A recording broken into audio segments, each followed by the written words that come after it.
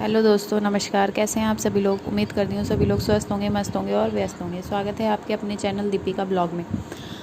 Happy mother's day to all of you. मैं आज आज मदर्स डे और ऑब्वियसली बात है, जो भी मेरी वीडियो को सुन रहे हैं सभी लोगों ने अपनी मदर के लिए कुछ ना कुछ स्पेशल ज़रूर किया होगा, और अगर नहीं भी किया तो ज़रूर करना। मैं ये नहीं कह रही कि बहुत बड़ी सरप्राइज़ पार्टी रखो या उन्हें कोई गिफ्ट दो, कुछ भी दो, ऐसा कुछ नहीं है। कोई छोटी सी टॉफ़ी खिला देना, या फिर जो चीज़ें उनको आप में नहीं पसंद है उनको छोड़ने का उन्हें प्रॉमिस कर देना और ट्राई करना कि छोड़ ही दो। उसी से माँ तो खुश हो जाती है, उसे बहुत बड़े बड़े गिफ्ट नहीं चाहिए होते, चाहे वो दुनिया की कोई भी माँ हो। देखो, माँ के ऊपर मैं यहाँ कोई लेक्चर नहीं देने आई हूँ।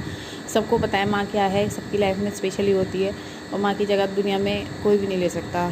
और वो एक सॉन्ग भी बनाया ना कि भगवान तो हर जगह नहीं आ सकते, तो इसलिए उन्होंने माँ बनाई है। तो ये शायद रियली है कि हर जगह हम हमारी विशेष पूरे करने के लिए भगवान तो आ ही नहीं सकते, तो उन्होंने माँ को बना दिया है, क्योंकि वो सबकी विश पूरी कर देती है। तो मैं आज आपको सिर्फ अपनी माँ का अपने जीवन में जो रोल रहा है वो बताऊंगी, और जब मैं माँ बनी तो जो गलतफहमियाँ मुझे मेरी माँ के लिए थी वो फिर कैसे दूर हुई है, वो मैं आपके साथ शेयर करना चाहूँगी। देखो, मैं बहुत मिडिल क्लास फैमिली से बिलोंग करती हूँ। ऐसा नहीं है कि मैं जहाँ ऐसा जो भी था वहाँ पे लड़कियों को ना बहुत वैल्यू नहीं दी जाती। उसमें क्या होता है कि जब बस लड़की थोड़ी सी बड़ी हुई, क्योंकि बहुत रिच नहीं है, तो वो सोचते हैं कि इतने जल्दी से जल्दी रिस्पॉन्सिबिलिटी ख़त्म हो जाए उतना सही है, बस थोड़ा बहुत पढ़ाओ और उसके बाद शादी कर दो। ऐसा ही कुछ मेरे साथ भी होने वाला था, बट मेरी माँ ने बहुत सपोर्ट किया मुझे।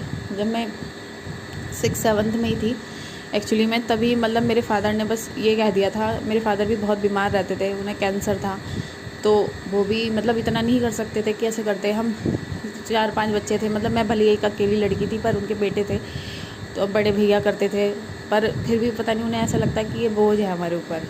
तो वो मम्मी से कहते थे कि जल्दी से जल्दी इसकी शादी करो, जल्दी से जल्दी इसकी शादी करो और इसे यहाँ से भेजो।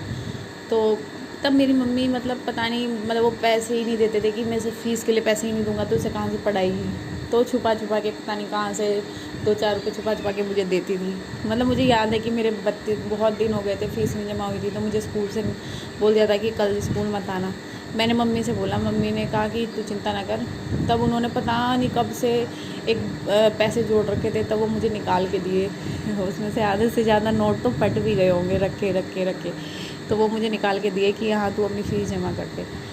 मुझे पढ़ने नहीं देते थे मेरे पापा। जैसे ही अगर मैं पढ़ने बैठती थी तो कुछ ना कुछ या तो गाने चला देते थे, या गाना गाने या बातें ज़ोर ज़ोर से करने लगते थे ताकि मैं डिस्टर्ब हूँ। तो एक छोटा सा रूम था, रेंट पे था, और एक बगल में बाथरूम था, उसमें लाइट भी नहीं थी। मम्मी मुझे उसमें ना बंद कर देती थी बाहर से, कि तेरे पापा को ये ना पता चले तो उसमें पढ़ रही है, अगर ये पता चल गया तो फिर वो तुझे डिस्टर्ब करेंगे। तो वो बाहर से बंद कर देती थी, ये दिखाने के लिए कि अंदर कोई भी नहीं है। और मेरे लिए स्पेशल कैंडल खरीद के रखती थी यहाँ ये, ताकि पढ़ सके। वो कंडीशन देखी है मैंने, तो मुझे पता है कि मेरी माँ ने मेरे लिए क्या किया है। आज मैं जो भी एजुकेशन है मेरी, वो मेरी माँ की वजह से ही है। अगर वो शायद उस टाइम इतने कहते हैं ना, इतना संघर्ष ना करती या इतना मुझे सपोर्ट ना करती, तो शायद मैं कभी पढ़ भी ना पाती, और शायद आज मैं पता नहीं कहाँ से कहाँ बैठी होती, मुझे पता भी नहीं, होती भी कि नहीं होती, मैं ये भी नहीं कह सकती। फिर बस ये है कि हाँ, फिर क्या हुआ, थोड़े जब बड़े से हो गए ना तो जब मेरे फादर चले गए तो मेरी मदर थोड़ी मेंटली डिस्टर्ब हो गई, और वो हर सारी चीज़ों को संभाल नहीं पाई, मैनेज नहीं करा। एक्चुअली हम बहुत छोटे थे, तो वो संभाल ही नहीं पा रही थी चीज़ों को, और इसलिए मुझे बहुत छोटी उम्र में ही रिस्पॉन्सिबिलिटी मेरे ऊपर आ गई। उसी टाइम मेरे 2 ब्रदर्स थे, उनकी डेथ हो गई, मेरे फादर की डेथ हो गई। अब मेरा छोटा भाई और मैं, हम 2 ही थे।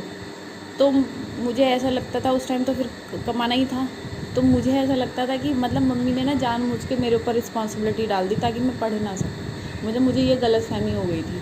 हाँ, मैंने मेहनत करी है, पर मेरी माँ, बस मैंने उस टाइम अपनी माँ को गलत समझा, और वो अब तक समझा कि इन्होंने कुछ नहीं करा, और बस इन्होंने बेड पकड़ लिया जानबूझ के, और मुझे डाल दिया कि तू जिम्मेदारी अब निभा।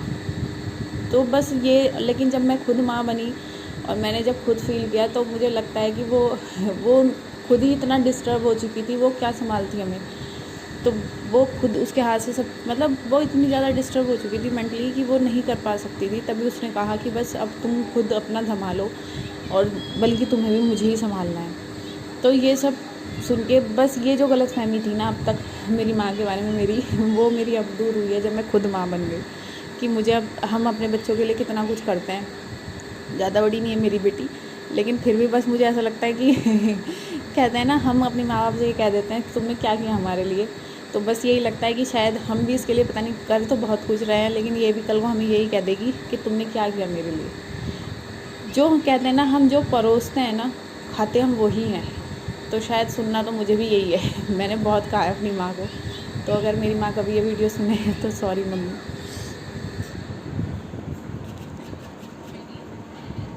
आगे मैं इस वीडियो को कंटिन्यू नहीं कर पाऊँगी।